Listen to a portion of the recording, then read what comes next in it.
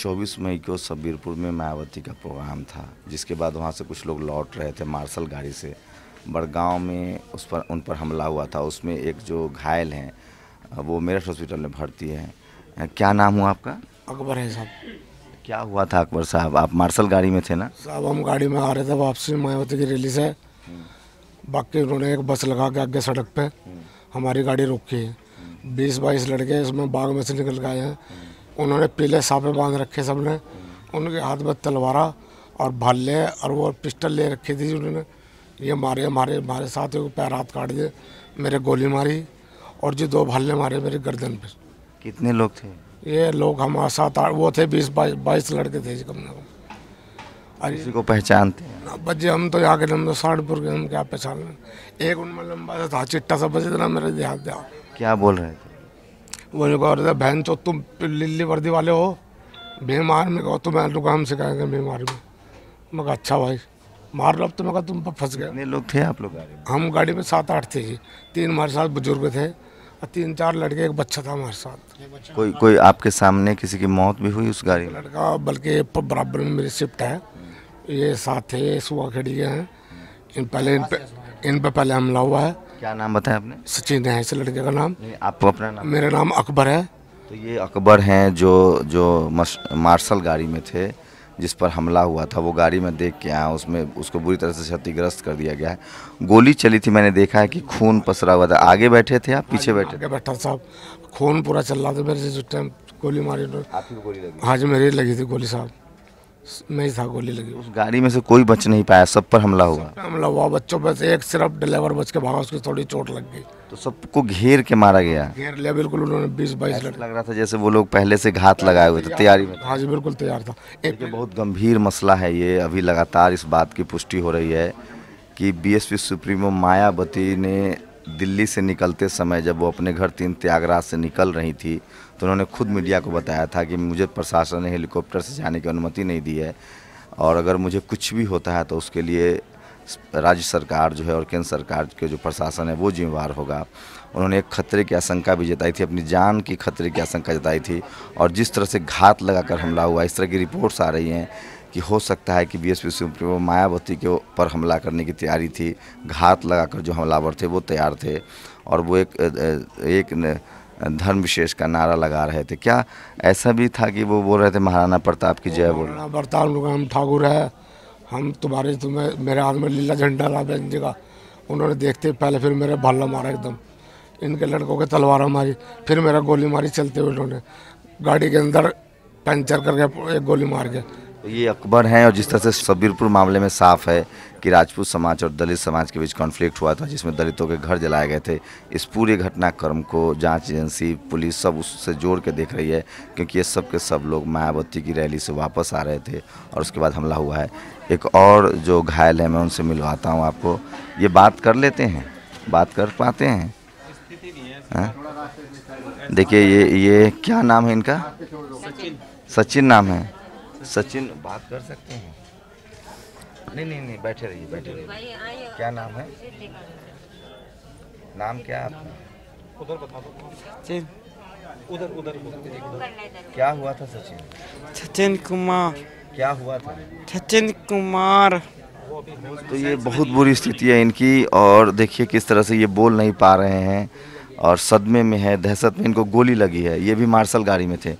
आप कौन हैं इनकी? मम्मी। अच्छा, ये मोटरसाइकिल से थे जिन पर हमला हुआ? मोटरसाइकिल पे थे। हम अपनी बाइक लेकर गए थे वहाँ से यार, फिर इन पर हमला आया। वापस आते 2 जने थे। ये एक तो सहारनपुर अस्पताल में भर्ती है, मैंने मिला। वो नहीं जी, वो तो खत्म हो गया जौन सा है। बस ये सहारनपुर था, जिसे यहाँ लेकर आए जब 3 बजे जवाब दे रहा था। मोटरसाइकिल पर थे तब इन पर हमला हुआ है। हाँ। तो उसमें से एक आदमी एक्सपायर कर गया। कौन सा चलाने जा रहा था, वो लेकर भाग गया, नमाई छोड़कर चलेगा, वो बच गया। कोई किसी का निधन, मतलब मौत भी हुई है? हाँ, मेरे जेठ के लड़के की मौत हुई। क्या नाम था उनका? आशीष था उनका नाम। देखिए आशीष की मौत हो गई है और इनका कहना है कि क्या मार्शल गाड़ी में भी किसी की मौत हुई है? ये नहीं इनकी हुई, बस हमारे तो घायल है सबसे। देखिए तो ये हालत है। एक मौत की आधिकारिक पुष्टि हो रही है और मेरठ अस्पताल में 5 लोग घायल हैं और ये देखिए इनके पैर पूरे तोड़ दिए गए हैं। आप बात करने की स्थिति में हैं? क्या नाम हुआ आपका? थोड़ी बात हूँ राजेश कुमार। हैं? राजेश। राजेश, क्या हुआ था राजेश, आप पर कब हमला हुआ? ये उधर से आ रहे थे रेल में से, तो हमारे आगे बस आई, बस के पीछे वो थे, तो फिर वो बाग में से निकले और हमारे पर हथियार चलाने शुरू कर दिए। क्या हथियार चलाए? तलवारें थी, डंडे थे, गट्टे थे। क्या बोल रहे थे लोग? वो तो मुंह पे कपड़ा लगा रखा था मैंने। कैसे जान बचाया आप लोगों ने? वो मैं जब देखा पर आ गए, वहाँ भाग गए थे, चोट चाट हमारे लगी, फिर भाग गए थे वो। पुलिस थी वहाँ मौजूद थी या पुलिस बाद में आई? पुलिस तो बाद में आई थी, फ़ोन किया था। पुलिस ने मदद की आप लोग की हॉस्पिटल? सहारनपुर में लाए थे हमें। तो ये देखिए, ये भी मार्शल में थे जिस पर हमला हुआ है, और कुल मिला के 4 हमले हुए हैं जिस तरह से मुझे जानकारी मिल रही है। एक शख्स को सबीरपुर में हमला हुआ, उसके बाद बाइक पर हमला हुआ, उसके बाद मार्शल पर हमला हुआ, और देखिए ये बुज़ुर्ग शख्स हैं, इनको तलवार से काटा गया है, बहुत बुरी स्थिति है। तो ये मैं अब तक 4, ये चौथे हैं जो सहारनपुर अस्पताल में भर्ती है, और एक उधर भर्ती थे 5। क्या नाम हुआ आपका? फूल सिंह है जी।